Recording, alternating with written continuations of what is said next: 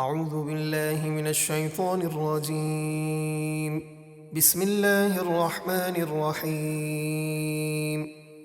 ان المسلمین والمسلمات والمؤمنین والمؤمنات والقانتین والقانتات والصادقین والصادقات والصابرین والصابرات والخاشعین والخاشعات والمتصدقین والمتصدقات والصائمین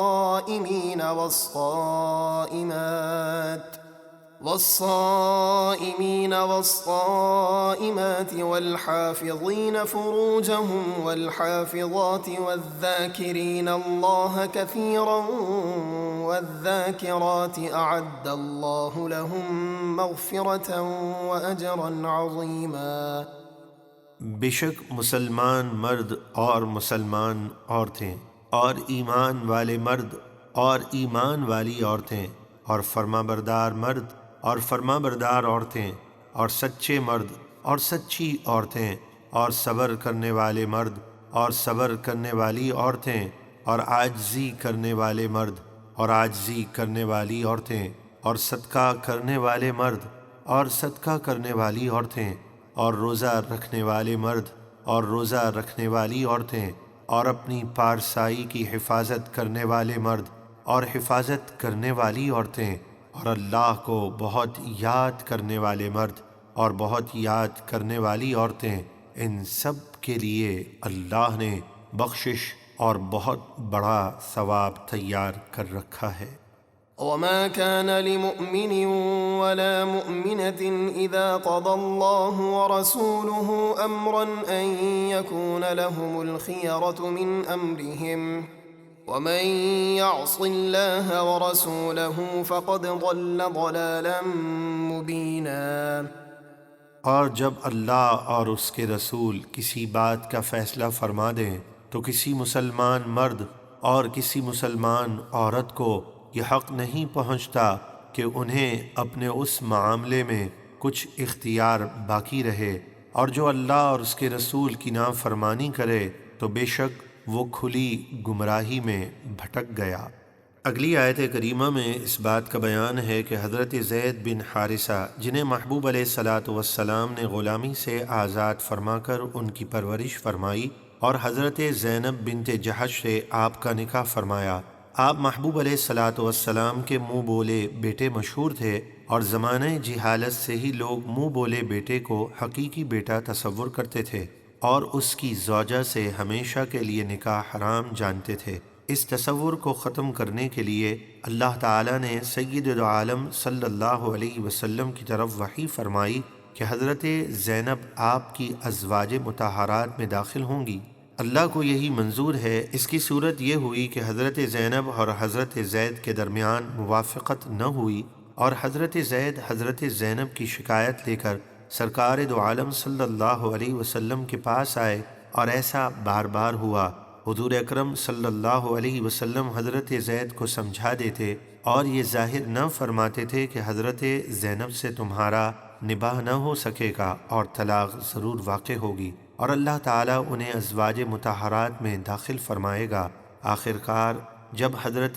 زید نے حضرت زینب کو طلاق دے دی اور ان کی عدت پوری ہو گئی تو اللہ تبارک و تعالیٰ نے انہیں سید عالم صلی اللہ علیہ وسلم کے نکاح میں دے دیا، چنانچہ ارشاد ہوا: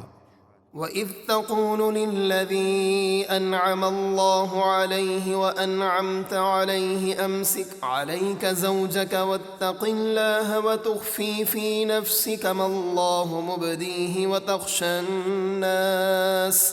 وَاللَّهُ أَحَقُّ أَن تَخْشَاهُ فَلَمَّا قَضَى زَيْدٌ مِّنْهَا وَطَرًا زَوَّجْنَاكَهَا لِكَيْ لَا يَكُونَ عَلَى الْمُؤْمِنِينَ حَرَجٌ فِي أَزْوَاجِ أَدْعِيَائِهِمْ إِذَا قَضَوْا مِنْهُنَّ وَطَرًا وَكَانَ أَمْرُ اللَّهِ مَفْعُولًا۔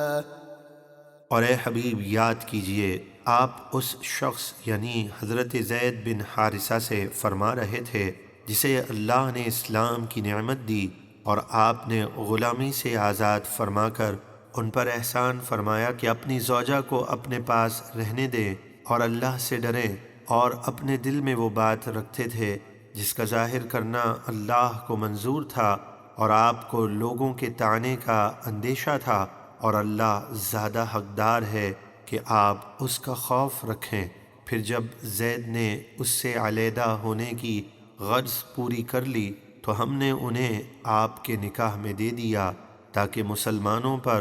ان کے منہ بولے بیٹوں کی بیویوں سے نکاح کرنے میں کوئی حرج نہ رہے جب وہ انہیں طلاق دے کر ان سے بے غرض ہو جائیں، اور اللہ کا حکم پورا ہو کر رہتا ہے۔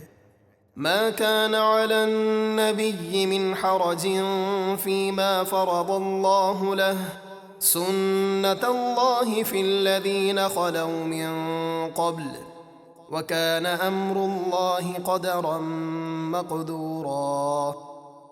نبی پر اس بات میں کوئی حرج نہیں جو اللہ نے ان کے لیے مقرر فرمائی، اللہ کا یہی دستور چلا آ رہا ہے ان انبیاء میں بھی جو پہلے گزر چکے، یعنی اللہ نے ان کو نکاح میں وسعت عطا فرمائی تھی، اور اللہ کا کام مقرر تقدیر ہے۔ الذين يبلغون رسالات الله ويخشونه ولا يخشون أحدا إلا الله وكفى بالله حسيبا۔ وہ لوگ جو اللہ کے پیغامات پہنچاتے ہیں اور اسی سے ڈرتے ہیں، اور اللہ کے سوا کسی کا خوف نہیں کرتے، اور اللہ حساب لینے والا کافی ہے۔ ما كان محمد أبا أحد من رجالكم ولكن رسول الله وخاتم النبيين وكان الله بكل شيء عليما۔ اے لوگو، محمد صلی اللہ علیہ وآلہ وسلم تمہارے مردوں میں سے کسی کے والد نہیں، ہاں اللہ کے رسول اور سب نبیوں میں آخری نبی ہیں، اور اللہ ہر شے کو خوب جانتا ہے۔ جب محبوب علیہ السلام نے حضرت زینب سے نکاح فرمایا تو کفار اور منافقین نے یہ اعتراض کیا کہ آپ نے اپنے بیٹے کی زوجہ سے نکاح کر لیا۔ اس پر یہ آیت نازل ہوئی اور فرما دیا گیا، حضور تم میں سے کسی مرد کے والد نہیں، نہ ہی حضرت زید بن حارثہ کے، ہاں وہ اللہ کے رسول اور آخری نبی ہیں، آپ کے بعد اب کسی کو بھی نبوت نہیں مل سکتی۔ جو کوئی آپ کے بعد کسی کو نبوت ملنا ممکن جانے وہ ختم نبوت اور قرآن کا منکر اور اسلام سے خارج ہے۔